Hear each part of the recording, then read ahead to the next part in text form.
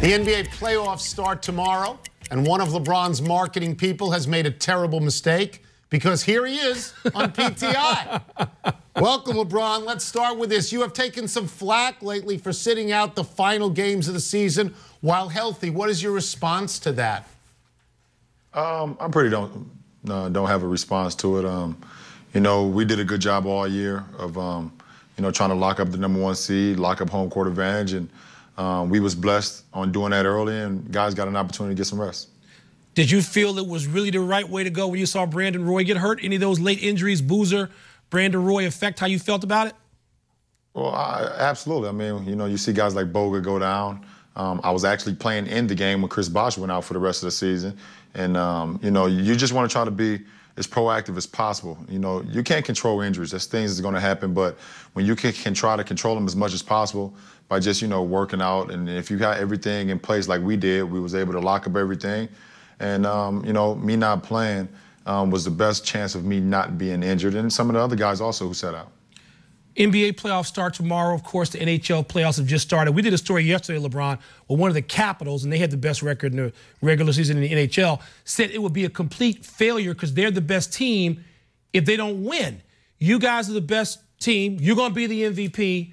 Do you think this season would be a failure if you guys don't win at all? Well, our goal is to win an NBA championship, and that's the only reason that we prepared ourselves this way.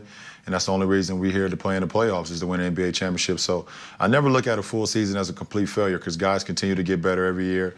You get a lot more experience, but it could be a disappointment because that's our only goal. Our short-term goal is to get better each game, get better each day, and don't take games for granted. But at the same time, we want to win an NBA championship, and that's the only reason that we prepared ourselves this way. You've got the Bulls in the first round. Regardless of what Wilbon will tell you now, he wants the Bulls to win. Stop. He is a Bulls fan. He wants the Bulls to win. LeBron knows that already. Joakim Noah annoys you, doesn't he? No, he doesn't. Joakim Noah doesn't annoy me. You know, he's an energy guy on and off the court. But he does a great job for that team. He does a great job for that team, and we're looking forward to the challenge. You're getting Shaq back.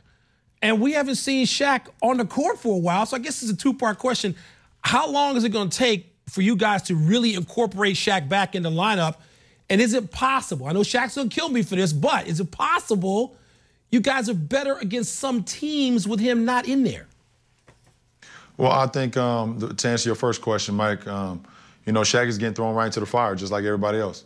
You know, he's been out for 8 weeks, but he's getting started. He's going to be the starting center for us tomorrow, and we expect for him to play dominant. You know, he's been out a while, but at the same time, you know, it's not like, you know, he can lose his ball handling or he's going to lose his three-point shooting or his touch or anything like that. You know, he does a lot of work inside the paint, so it's like riding a bike. You never forget how to do that. To answer your second question, I don't think we're a better team without him. I think it's certain teams and it's certain styles that we can play because we have multiple places and multiple players where we can go small, we can go big, we can have Shaq in there with bigger guys. And if guys are really fast and you know, it's a mismatch, we feel, then we can bring guys in. But we are not a better team against certain teams without Shaq. We would love to be him, have him in the lineup no matter who we're playing. LeBron, I've said on this show that I think that there's a fundamental flaw with Cleveland, and it is this, that for all the other good players that your team has, when Cleveland needs a basket, it seems to me they go to you all the time, and maybe they stand around and watch you and expect you to make that basket. Do you see that as a team flaw? No, I think our #1 team flaw is free throw shooting. You know, and that's something that we have to clean up because we are, you know, I'm one of the most attacking guys in our league. Shaq is an attacking guy. Antoine Jameson gets to the rim, and we have to step up and make our free throws. That's the #1 flaw. I think it's a good point sometimes what you made, Tony, but at the same time, it's kind of the gift and the curse because I do make so many plays down the stretch. Our team look for me to make plays, but it's not always me making a play to score. It's me having the option of, you know, doing what's best for the team, and that's either scoring or giving it up to someone else. One of those guys you can give it up to now joins you after the break, and that's Anton Jameson. You guys had some pretty spirited playoff games against one another when he was with the Wizards, of course. Yeah. Now that you've got Anton, did you think you'd be getting a guy from the Wizards who could help you as much as he has helped you so far? No. Nobody from Cleveland, the fans, nobody ever thought we would even think about adding a guy from the Wizards. But Antoine Jameson is great, man. What he's brought to this team, another dimension to our team, which we haven't had in a while. A guy that can space the floor, can shoot the three ball, but could also post up. So he definitely helps us because we're a team that we need space. Guys need space. Shaq needs space. I need space. And guys like Antoine Jameson, Mo Williams, Anthony Parker, and so on, creates that space for guys like us.